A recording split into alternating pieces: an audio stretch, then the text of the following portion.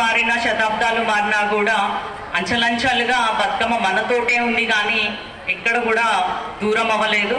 ప్రతి ఒక్కరికి చిన్న పాపల నుంచి మొదలుకుంటే పెద్దవాళ్ళందరికీ కూడా బతుకమ్మ అంటే ఎంతో ఇష్టం.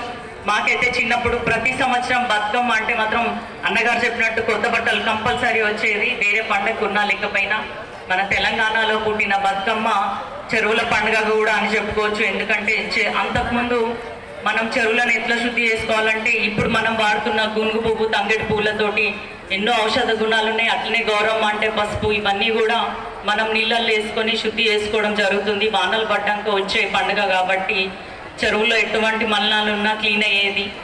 కాబట్టి ఎంతో గొప్ప చరిత్ర, ఎంతో గొప్ప విశిష్టత కలిగిన బతుకమ్మని ఈరోజు ఫస్ట్ టైం ఎంపీగా కలెక్టర్ ఆఫీస్లో ఇక్కడ మీ ముందు జరుపుకోవడం కూడా నాకు చాలా సంతోషంగా ఉంది.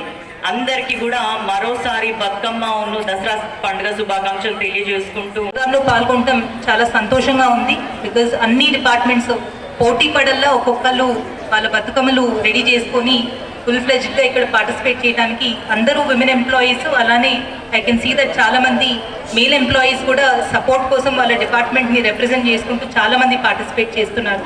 ఇక్కడ పార్టిసిపేట్ చేస్తున్న ప్రతి ఒక్క ఎంప్లాయీకి, స్టాఫ్కి, వాళ్ళ ఫ్యామిలీస్కి అందరికీ కూడా బతుకమ్మ దసరా శుభాకాంక్షలు తెలియజేస్తున్నాను. వచ్చే జనరేషన్స్కి కూడా ఈ ట్రెడిషన్ గురించి మనం ఇన్ఫర్మేషన్ ఇచ్చుకుంటూ ఇది ఇంకా పెద్దగా చేసుకోవాలి ఎవ్రీ ఇయర్ అనేది కోరుతున్నాము.